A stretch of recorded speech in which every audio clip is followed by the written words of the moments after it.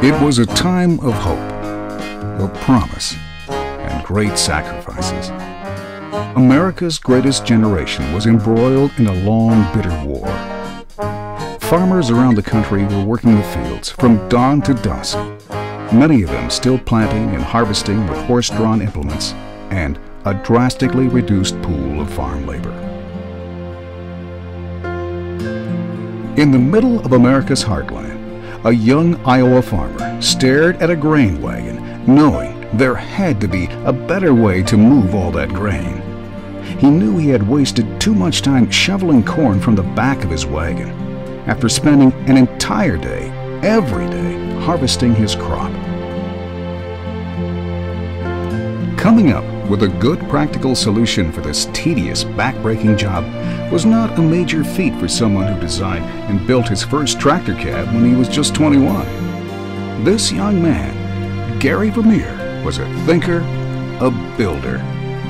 When he thought he had a good idea, he acted on it. So, that's what he did back in 1943, when he designed and built a mechanical wagon hoist on his farm just east of Pella, Iowa. At that time, starting a manufacturing business was probably the furthest thing from Gary Vermeer's mind. But as word spread about his new wagon hoist, people started asking him if he'd build one for them. So, Gary, along with his cousin Ralph Vermeer, started Vermeer Manufacturing Company in a cinder block building on the western edge of Pella. They opened the doors on November 22, 1948. And whether he realized it or not, Gary was in the early stages of creating what would become one of the largest and most respected family-owned corporations in the Midwest. Vermeer was now more than Gary's name. It was a product. The 1950s, a time of great optimism. America was the world leader in innovation, successful products, and ventures.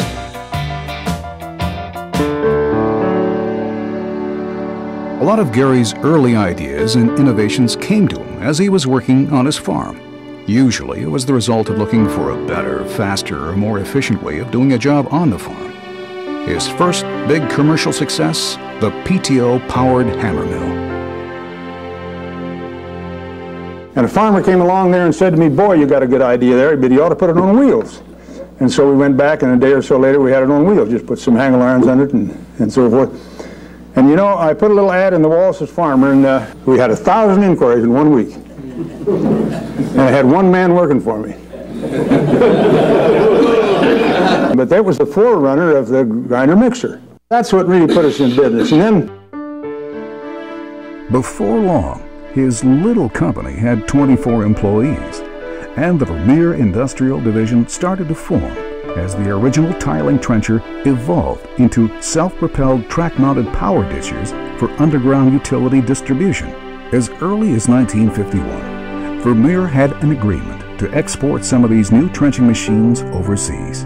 Then, in 1957, an operator hit the wrong hydraulic control during a product testing session, and the Vermeer stump cutter was born.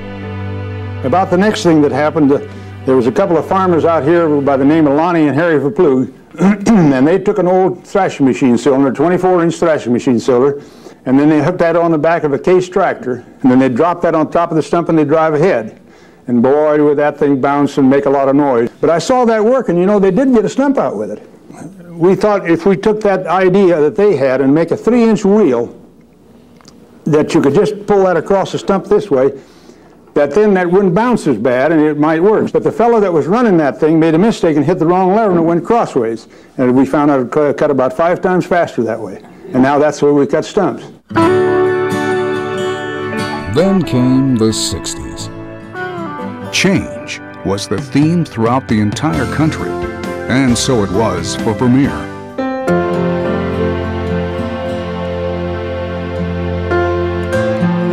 It began with the explosive growth of new home construction, particularly in America's suburbs.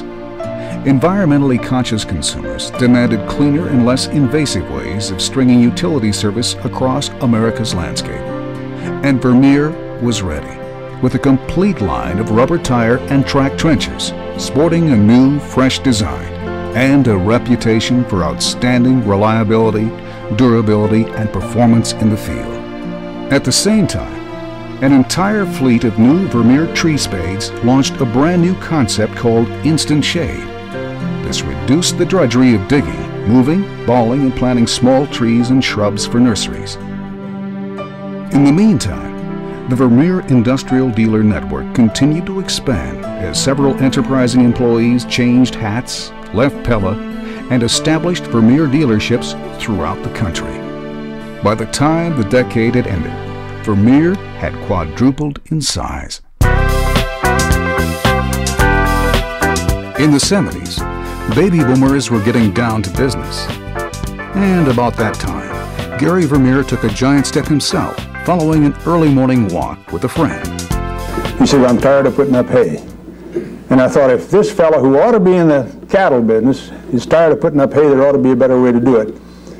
So the next morning, I went to experimental department, and there was a fellow there named Arnold Matheson. He and I did a lot of things together, and we started figuring out how it would be to make a bale that would weigh a ton. We had no idea how big it ought to be or anything. We went and built that thing, and then I went to 10 county seat towns in southern Iowa, because southern Iowa, you know, has got all cow-calf operation. Anyhow, we start with that baler demonstration, and you know, I had made a lot of demonstrations with ditchers and stump cutters and all that kind of stuff. You get 10, 15 people, and you think you do pretty good. They came out by the hundreds. Those cars would back up a mile on the road, and people would come in there, and because, boy, they were ready for something better as far as haying was concerned. And so we made those demonstrations, and the next day, you know, you'd see a lot of them same people there again, and then you'd say, "Well, how come you come again?" "We want to see if we work 2 days in a row," they said.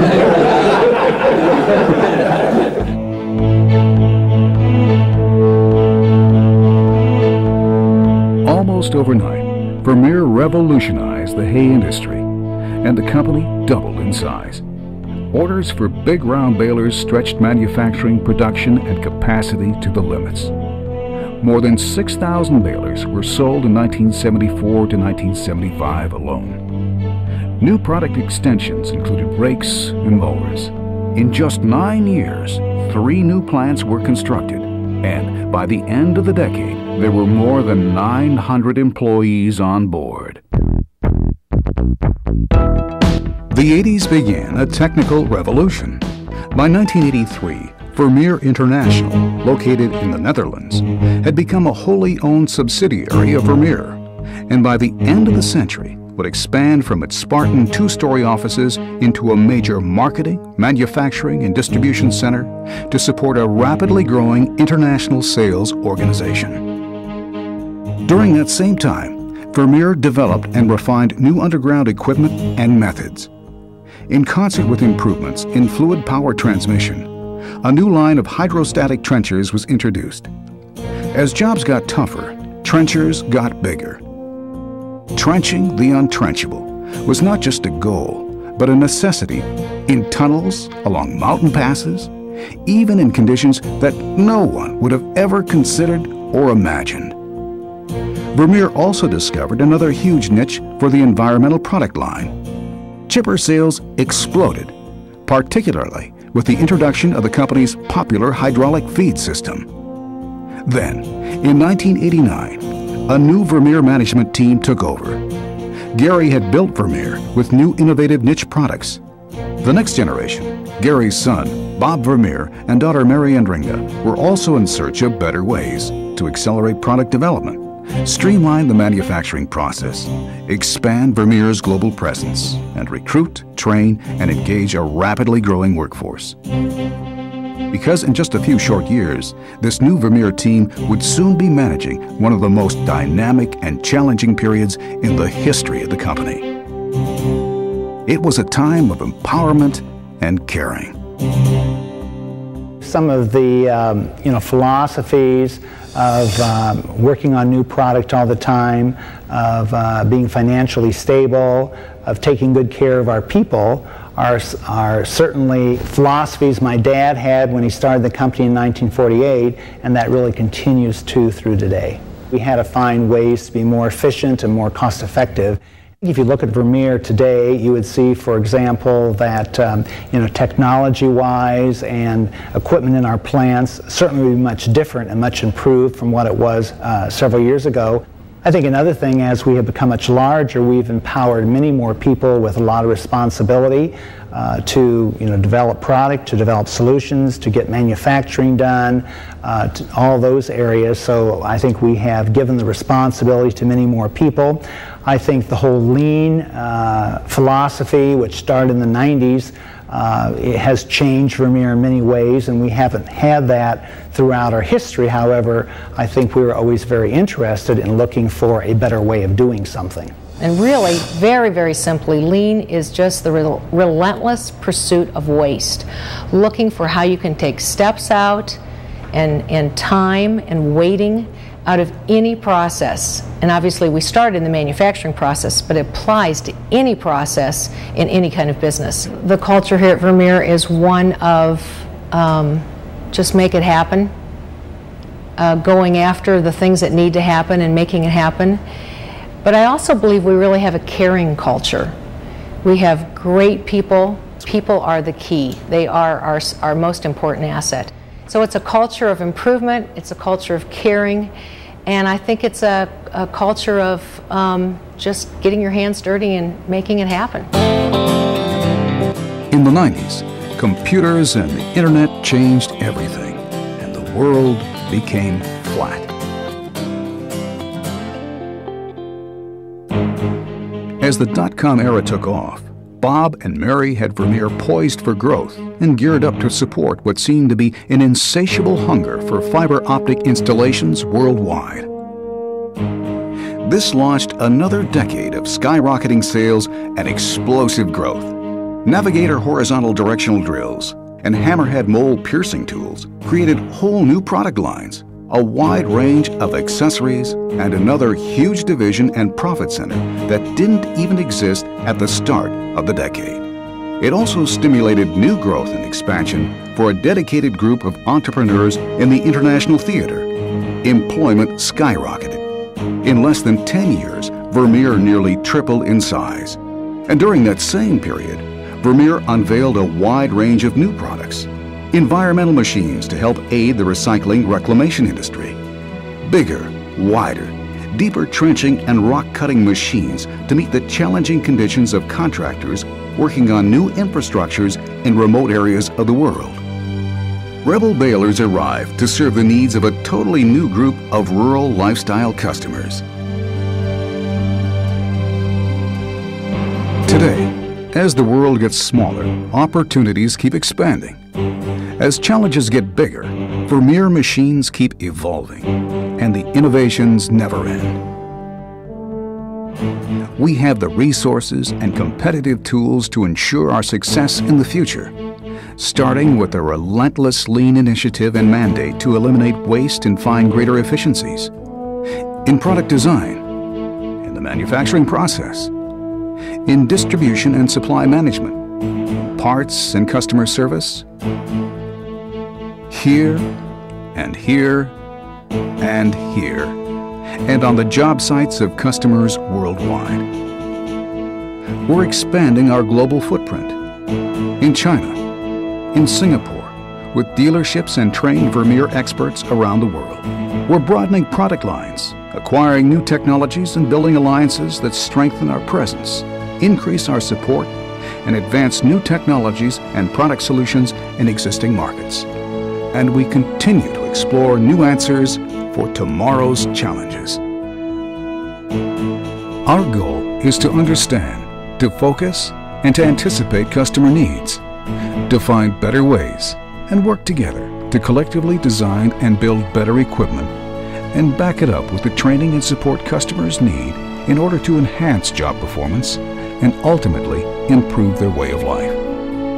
As Gary Vermeer said so many times before, find a need, fill that need with a product built to last, and simply build the best. Vermeer is going to be successful in the future. We need to be a global company. Seeing employees really reach their potential, I love that. I think we were always very interested in looking for a better way of doing something. people are the key. They are our most important asset. I really believe that we have some great opportunities in the future. This is what we do at Vermeer, and this is where it happens.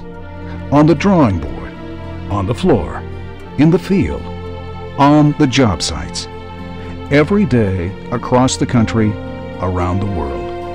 Vermeer is there, a family of dedicated workers, dealers, and customers, designing, building, supporting, and using some of the most innovative equipment in the world to do a better job, to build a better life and a better future together with this family we call Vermeer.